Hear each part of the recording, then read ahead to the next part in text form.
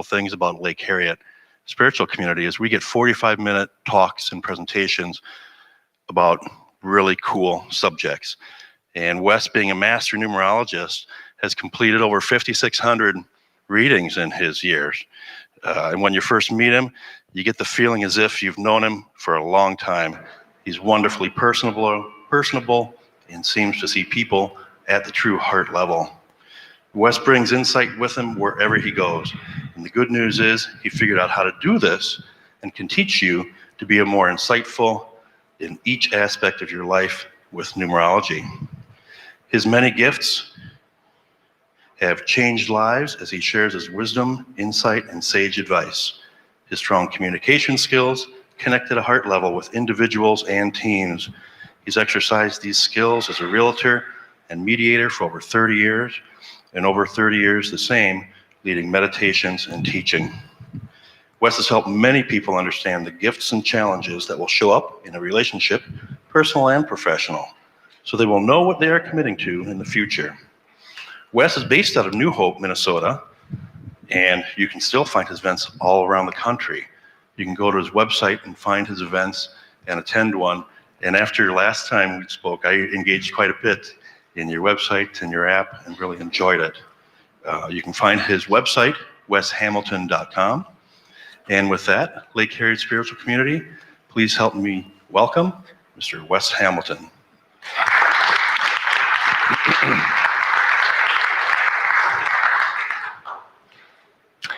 Wow, thank you.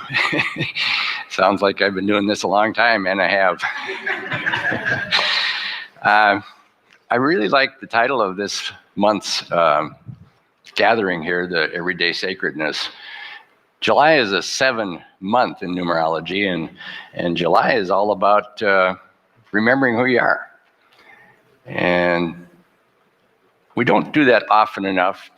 While we're waiting to come up here today, Lori, my wife, and I were talking to some new friends, Laura and John, or wherever John is. John right there, okay. Heard some interesting stories about when we get so darn busy doing our life, we forget about who we are. And that's when, I'll say, trouble happens. I've certainly had a bunch of altering times in my life, but the sacredness is to get us to remember who we are. And when we create mindful moments, which is what I wrote about this month, it helps us understand a little bit more about why we're here. What are we doing here? So I looked up in the dictionary, what is a mindful moment? Well, mindful says it's taking a pause in your life to realize that you're a spiritual being having a human experience. Okay, that's mindful. It sounds like a cool thing, but mindful really is, who am I? And a moment is a short period of time. It can be a few seconds, a few weeks, a few months, but take the moment to find yourself. And I wanted to share 3 what I call secrets to creating a mindful moment. I think the first thing to do is have words for who you are. And most of us identify ourselves with what we do, because that's what we're trained to do. Okay, when I meet somebody and somebody says, "Who are you?" Well, I'm a master numerologist. Okay, but who are you? Okay. So one of the ways that I love numerology helps us with that is you can find out more about who you are by accessing what I call your power number. Your power number is your month, day, and the year added up and reduced to a single digit. And if you want to do it the easy way, you can go to my website. I've got a free app on there. You just click it, put your birthday in, and tell you what your power number is. So when you know who you are, based on a number, you've got a whole different perspective about what your life's all about. So if my power number is a number 1. If your power number is a number 1, you're very much of an individualist, you're intuitive, you're creative, and you like to do things your way. So when people ask me who I am and I use those terms, I'm a strong independent leader doing numerology. Oh, that's a whole different perspective. If you're a number 2, you're all about being a collaborator, a partner, a peacemaker, that sort of thing. And when you know who you are, you start talking and thinking differently. So if you're number 2 and somebody, who are you? I'm a collaborator. I'm a negotiator. I help people come together. Okay. That really is who you are. If you're number 3, you're all about being creative. So the energy of 3 is about creativity, socializing, looking at more than one choice or 2 choices. It's always looking outside the box. If you're a number 4 power number, you're all about getting the work done, being practical and traditional. If you're a number 5, you're all about breaking rules. It's kind of fun to do a chart with somebody and they got the 5 energy in their chart. So I'll bet you like to drive over the speed limit quite a bit. Well, yeah, doesn't everybody? No, 4s don't. Number 6, very heartful, caring family person. You love to gather friends and family. And number 7 is a bit of a skeptic, a researcher. I did a reading yesterday. Has anybody been to the Orapalooza? A few of you? We had a great event yesterday. It's the 3rd Saturday of every month. Echo Bodine has created it years ago. We're in a new building at 5516 Lindale, and there were several hundred people there. And the energy was amazing.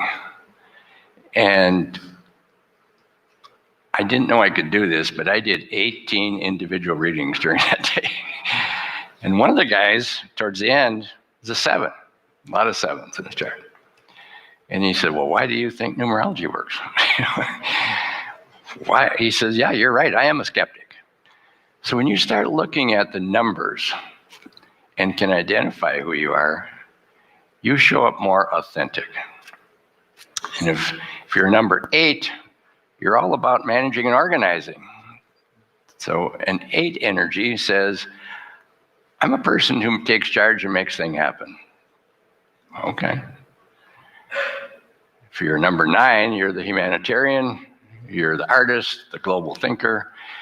And when you know these things and you take a mindful moment to reflect on that, you do some research on it, you start talking differently.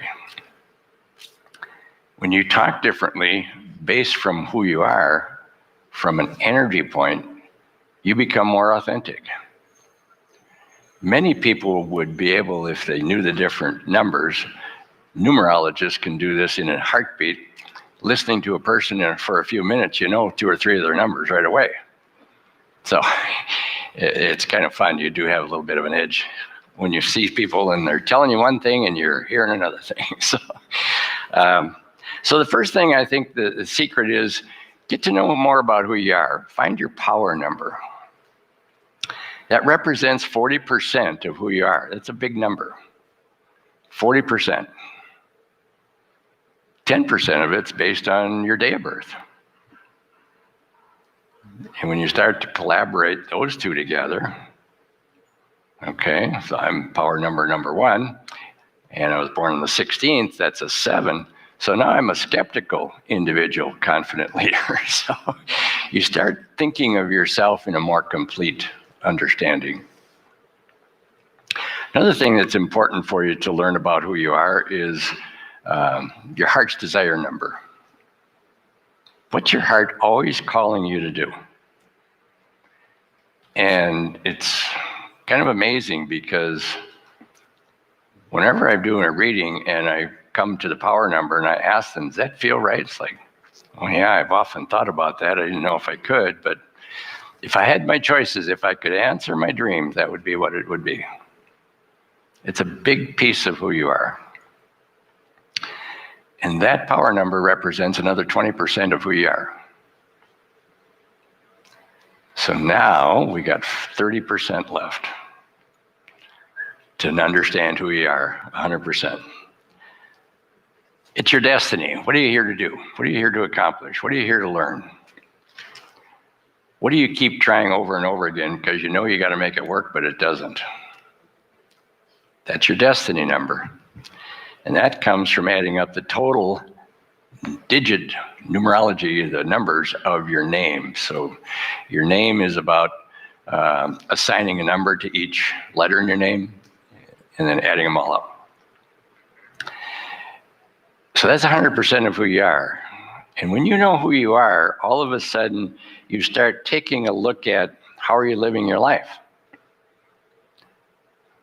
In those 18 readings I did yesterday, people were really shocked. Some cried. Some said, I can't do that. But in their heart of hearts, they said, you're 100% true. You're 100% accurate. That is who I am. That is what I've been trying to do all my life.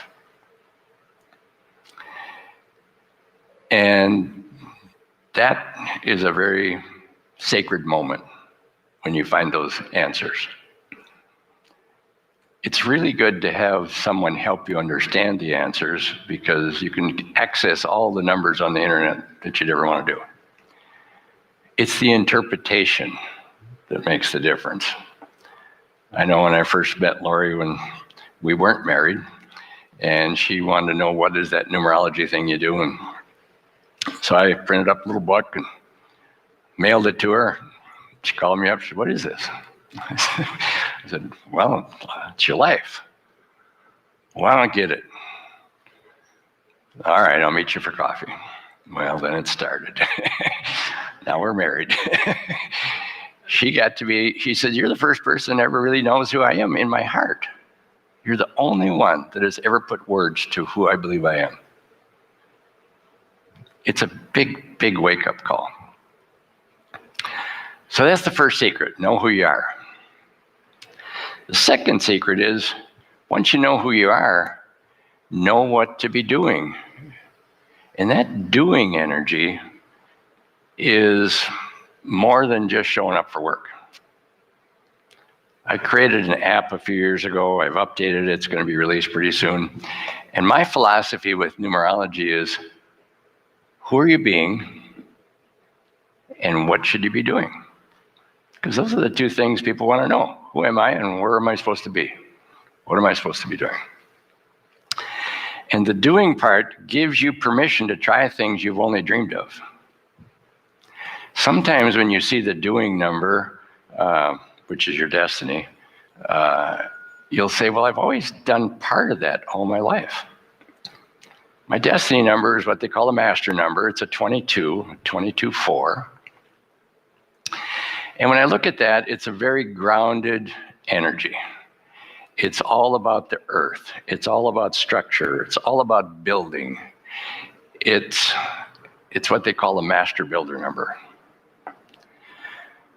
So when I learned about this master builder number and doing thing, I was single, and I thought, gosh, it's like a bridge. So if I stand like next to a bridge, maybe I'll meet my next special person. So for several years, I went and stood by bridges. I don't know, I take things literally. It didn't work. Quite a while later, I realized my destiny in life is to build bridges, and it's a bridge between this world and the spirit world. It's a bridge between who we think we are and who we're going to be. And once I owned that destiny, it's like, oh, everything just made perfect sense. So when you know what you're here to do, who you are and what you're here to do, your planning becomes so much easier. When I do a reading for somebody, I create a book, tell them all about who they are, and then the third secret's in that book. When should I be doing what I should be doing, being who I am? There's timelines in there. We're all on timelines. We think we create our own timelines, and we do.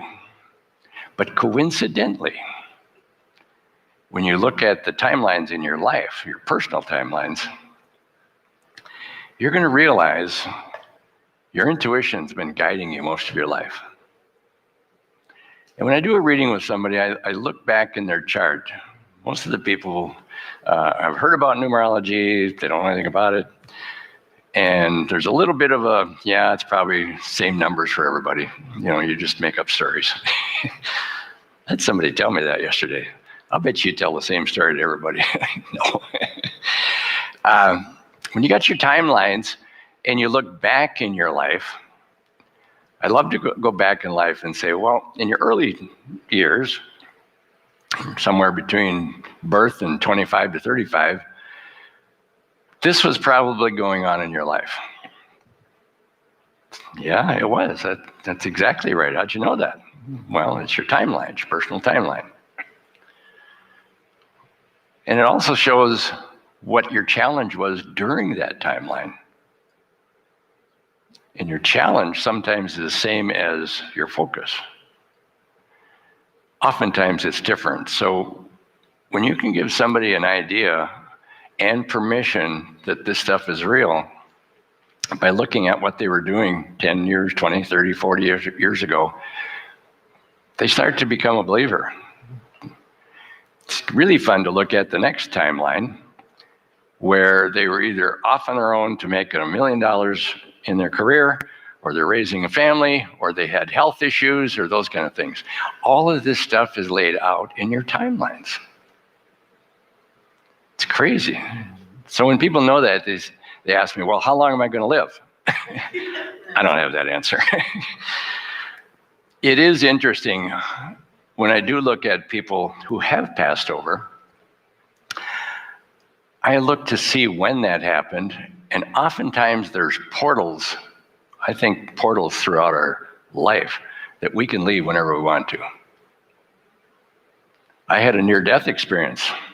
I was gone for, I think, 30 minutes, I think is what they said.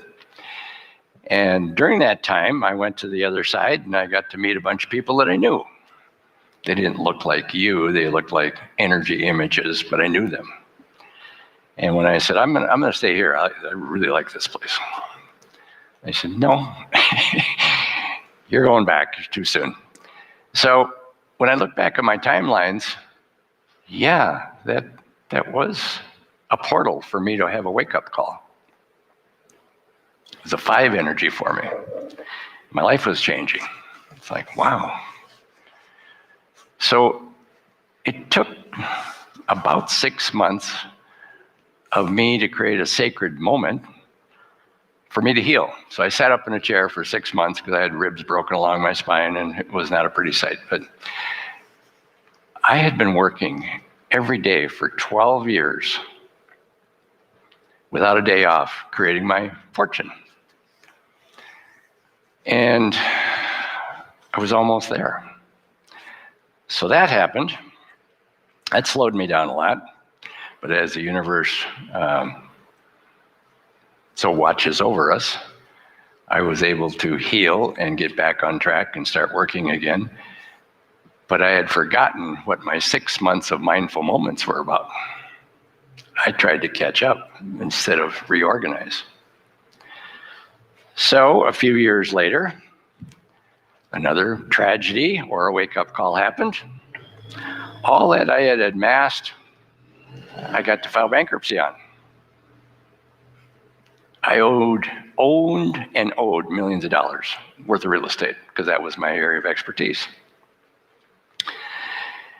And at that time, my second big wake-up call, I spent more time listening and creating sacred moments and reading and started to understand things. And that's when I went on the trip to Sedona and found out who I was through this friend of mine who taught me numerology. So we don't all have to have those kind of wake-up calls. I was talking to Jay a little bit earlier and said, well, I'm getting to be a better listener. Lori's proactive, I'm reactive. So when you listen, you don't have to go through the hardships. If you have a numerology plan laid out in front of you, You can see when the challenging times are going to come up and when the good times are going to come up. Take advantage of it. So that third secret is have your timeline. So know who you're being, know what you need to be doing, have an idea of your timelines of what each day, each year. I like to look at the months and the quarters and the years to see what's going on. Because when you live your life from the inside out, it gets much easier. Things make sense. One of the things I got to do after my second wake-up call was prioritize my values in life. And because I'm a number 1 in my power number, it's like, well, I really want to be a strong, confident individual leader and doing things my way. And I do want to listen to my destiny number, which is a builder.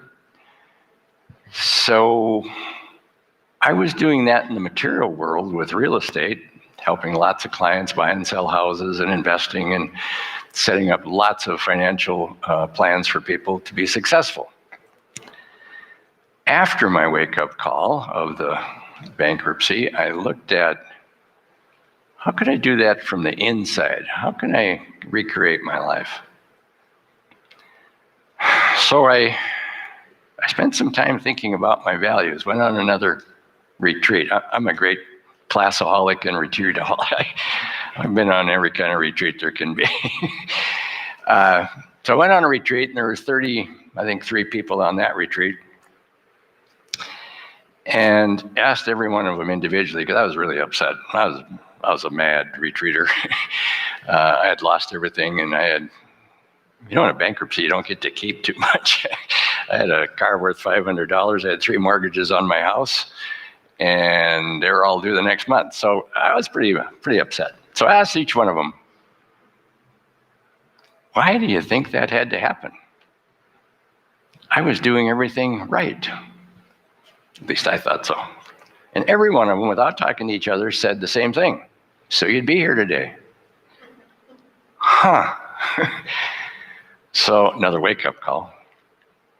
And when I started to pay attention to what that retreat was about, it was all about understanding our body, our mind, our inner self, our intuition.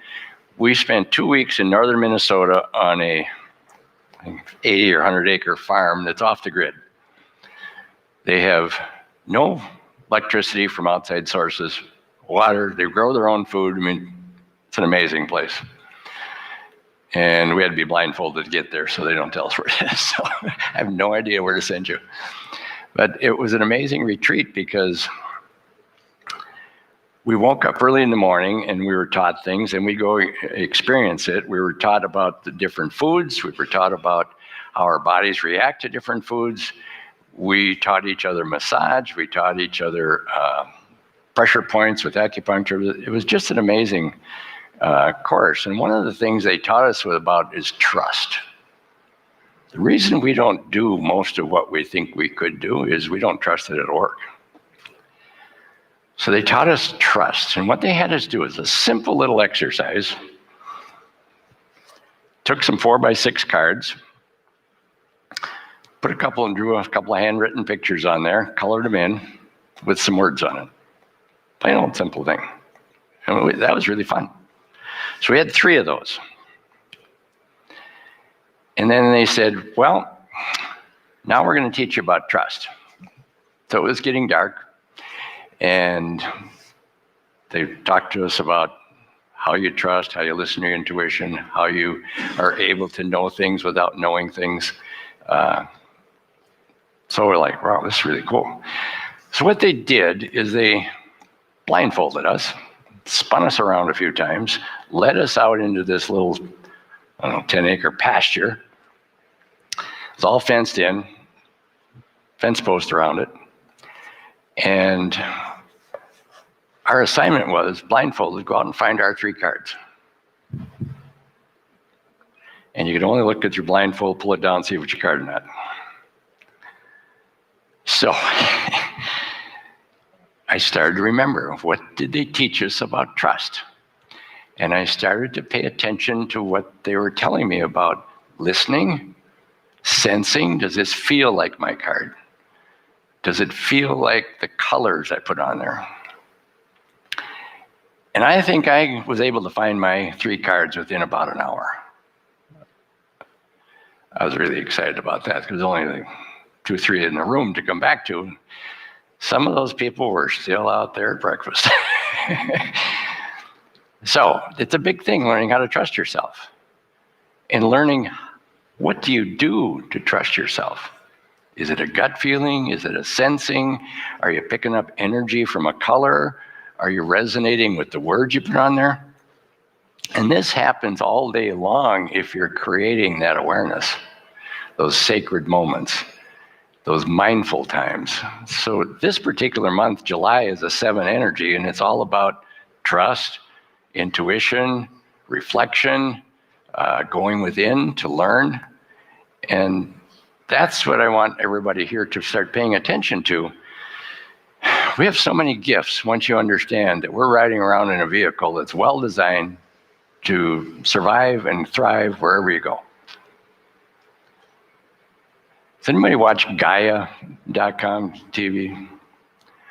I think that's one of the more amazing places to learn about everything about you and who you are. Dr. Joe Dispenza, it's one of your favorites too, yeah. Love that guy. He put I think it's 12 or 13 session, 30-minute sessions on there, teaching us about how our brain works once we meditate and once we focus. And it actually, if you set up a practice of meditation and listening to your intuition, it actually rewires your brain. And they've put, I guess, wires on people's brains over the time, and it shows pictures of how the brain starts changing. So to create a sacred moment and be more with yourself, it's going to take more than a few minutes. It's going to take more than a few days. And I'd suggest you try one thing at a time. It's just, intuition. So many people want to know about intuition. They want to learn how to do it. And Echo Bodine. People know Echo Bodine? How many people know Echo Bodine? She teaches amazing classes on intuition. Intuition is a natural gift we've got. I believe all creatures have it. We've got a beautiful yard that we sit and watch our creatures in the morning. We've got 3 red fox that play out there. The mom raised the 2 kids, and it's just fun to watch them. And the birds, they come and eat every day. And none of those creatures store anything up. The squirrel does, but in the spring, he can't remember where he can put everything. So it was just a busyness he likes to do. But nature knows that everything's provided. Just get up in the morning and put your intention to find it, and it happens. And when you start to trust that, Abraham Hicks. Anybody read Abraham Hicks or know about Abraham? I get those little thoughts of the day every morning. And it's all about setting your intention. And it's a bit of a miracle when you set it, and then you got to believe it. And then you got to do the things that it's asking you to do to create what your intention is. And then you have to stay with it long enough to make it happen. So the intention part is easy. We call it a dream. What's your dream? What's your dream for the day? My dream for yesterday was to meet a bunch of new people and have a great time. My dream came true. It was amazing. People from different parts of the country flew in to visit friends and came. When you have an intention and you believe it, first of all, you have to put words to it. Lori and I teach a class every year. We start in January, and sometimes we start in December if we're going to be gone in January. It's an intention class. This year, we taught the class, and we usually called it intentional 2019 or intentional 2020, whatever the year is, and help people find their way in life based upon their dream or their intention.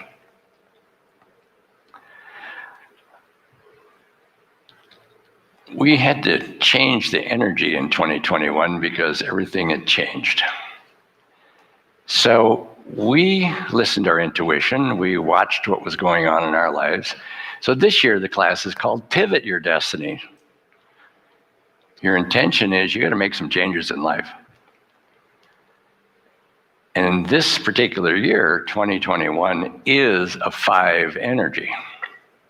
And a 5 energy is all about making changes. Whatever you've been doing is not probably what you're going to be doing next year. If you are doing it, a good chance is you're not going to be doing it the same way. So Lori and I have been doing what we do, helping people, coaching them. But we didn't see anybody except on that little screen. So we became Zoomers. And we switched all of our training to online. Well, in addition to spending a lot of time rewriting it and then a lot of money building it, we had a great time. We got to meet people now from around the country, other states. It's like, wow. We were so excited that we could be one-on-one in a room with 25, 30 people in a hotel or a golf course, someplace that would allow us to teach a class. Now we had that or more around the country. And it's like, wow, this pivoting thing can work. So when I talk about your own personal timelines, it's important to understand the timelines of the universe, what's going on. So the world is in a 5 energy right now. And in a 5 energy often creates chaos, because it's trying its darndest to break up the old patterns, the old forms. And we don't let go of those old forms and old patterns very easy, because we're comfortable with it. We know what to do. We know what we're good at. But when the 5 energy shows up and breaks up those patterns, it's time to pivot. It's time to wake up. It's time to do something different. And that's the tricky part. If you have not been exploring other options of how to do what you do, you kind of get stalled. So in addition to pivoting your destiny, now you find yourself stuck in what we call the weeds. And now Lori and I are creating a program that says, are you stuck in the weeds? Let's help you get out of there. So it's been kind of fun following the energy. And the challenging part when we work with people is, what's the first thing I should do? That's what they always ask. Where should I go? What should I be doing? What software should I buy? It's like, well, let's take a look at who you are. And that's a big wake-up call. And when you look at the timelines of what's going on in your personal life, and you become aware of the timelines in the global life, all of a sudden you can start to see why you're in the weeds. You hadn't made the good plans to go around the weeds. You hadn't had options. So there's another bigger timeline that I like to follow. It's not too well known. It's called a century cycle. And since the year 0, we've been tracking every century what the energy is. And it goes in 9-year cycles. So in 2017, we started a new 9-year cycle. It's the 9th cycle of a 9-year program.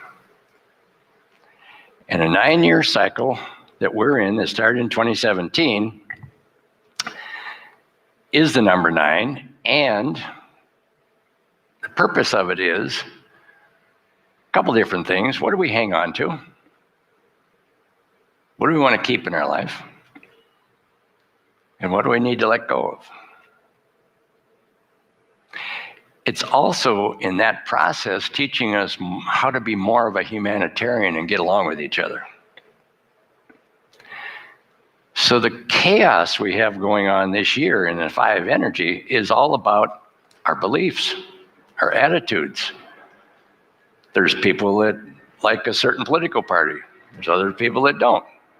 There's people that believe in the vaccines. Other people don't. It's literally the energy of the Civil War, dividing family and friends. And we've been watching that. And apparently an astrologer friend of ours said, well, Pluto's in the exact same spot it was when the Civil War was going on, so that's why that's happening. Okay, there's more things here helping us than I know of.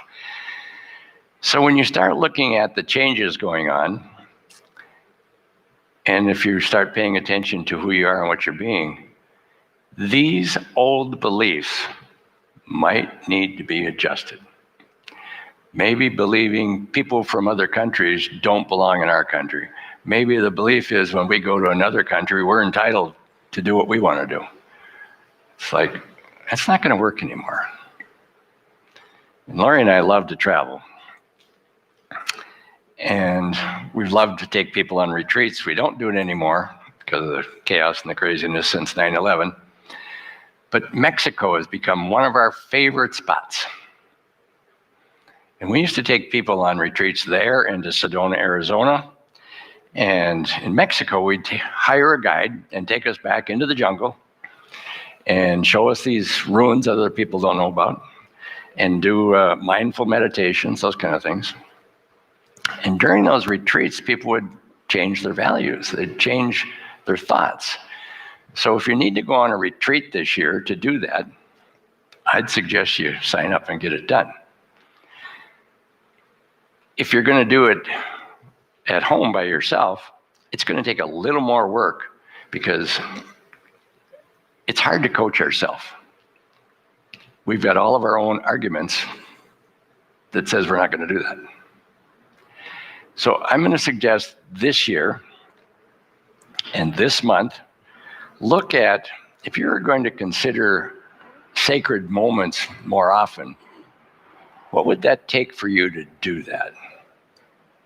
It helps to know who you are with your numerology because you're going to probably want to do it differently, depends upon what your numbers are telling you.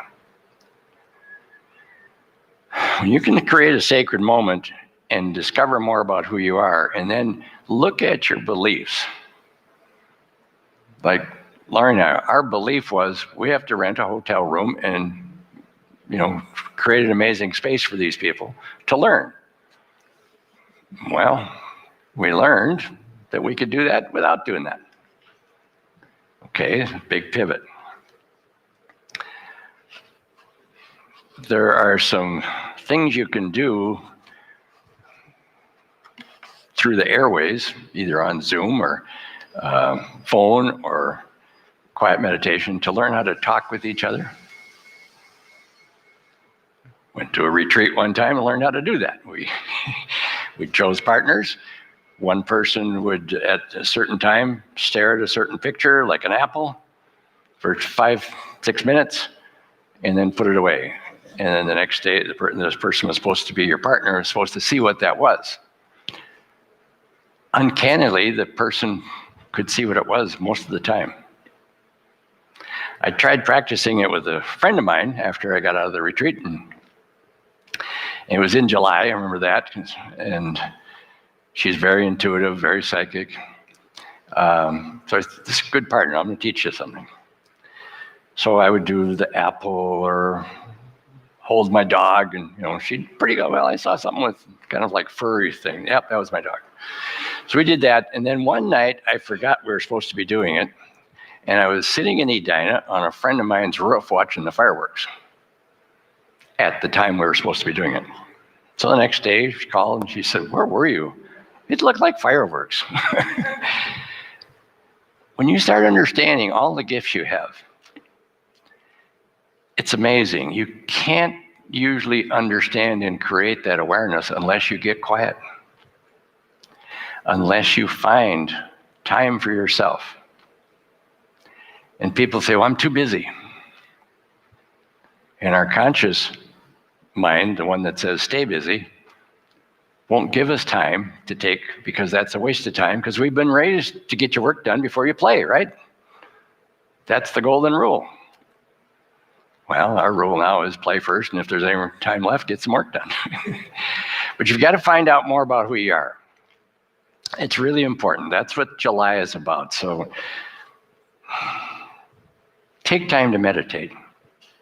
I've been meditating for over 30 years. I teach people that process.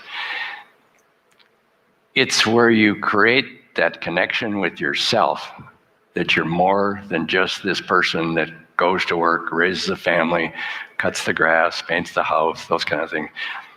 Yeah, we do all that. But if you do it with an interior awareness and an intention of who you want to be someday and where you want to go, that's the most important part. So I think what I want to tell you today, in July, you can do what you want in August. July is a 7-month. And the 7 months is going to be coaxing you to spend time with you. I talked to a lady yesterday and I said, you need to be meditating. Do you meditate? Oh yeah, every day. Tell me about your meditation practice. Well, in the morning I wake up, I close my eyes for a minute, and then I'm done. Like, wow. She said, isn't that meditating? I said, well, it's a form of it. But how are you going to grow from a 2 to 3 second or a minute meditation? She said, what do you mean grow? I'm meditating. Find a meditation practice that will build you from the inside out. Dr. Joe Dispenza talks about the brilliance of meditating to change your awareness, to change your cellular structure. When you can raise your vibration through meditation from what I call AMFM, where most people are, up to UHF, VHF vibration, you go through life easier. Things don't seem to be such a struggle. And when I reprioritize my values in life and put spirituality first instead of money, things changed. So prioritize your values this month. Take a look at who you are. And you can go on my website, and I've got some free stuff on there. I've got a free calendar on there to tell you each day, give your mind some ideas to think about for each day. I call it the cosmic calendar. And then it gets a power number on there. It talks about who you are. Do that. Just try that for the rest of the month. And if you get serious about it, you'll find yourself wanting to make some changes in your life. And this year is all about making changes. So if you haven't started changing your life this year, July is the month to make that happen from the inside out. Now, August, yes, you can do what you want, but August is about making a decision and a practice to follow through. So you're going to go from the inside to learn about you. You're going to make some decisions about how you want your life to be in August.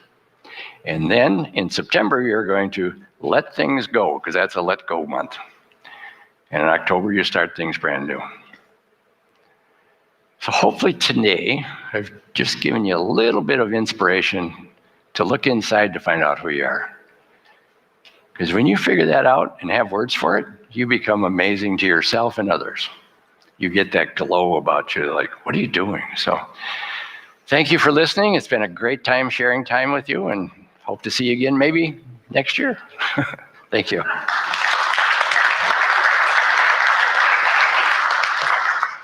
That's wonderful. I'd love to expound on that for another 40. I really enjoy listening to you, Wes, and I started looking at things very differently as well. And I'm going to take to heart what you said. I love it. Thank you so much.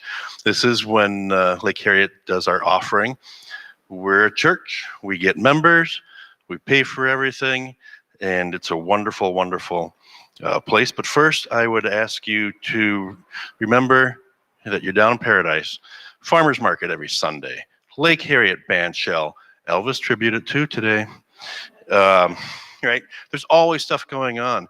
And many times we make a day of it, and we come down to church and we enjoy that area, and we find ourselves in our true nature, hopefully. And let's see if there's anything else I forgot. Oh, as an example, we've got our 10:30 primary service. Every week we also have our 9 a.m., and that's on a rotation. And this week there was a wonderful sound healing on that. And I heard that was just beyond wonderful. So at this time, I would ask that as an example, we've got our 10:30 primary service and I'm on echo. We're going to take a moment and enjoy a song. Beyond wonderful. So at this time, I would ask as an example, we've got our 10:30 primary service and I'm on echo. We're going to take a moment and enjoy a song. Wonderful. So at this time, I would ask as an example, we've got our 10:30 primary service and I'm on echo. We're going to take a moment and enjoy a song.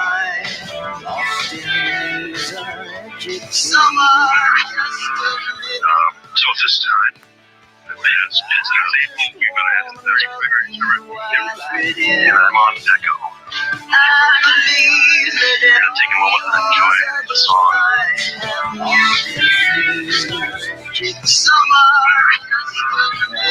So at this time, as an example, we've got our 10:30 primary service and I'm on echo. We're going to take a moment and enjoy the song.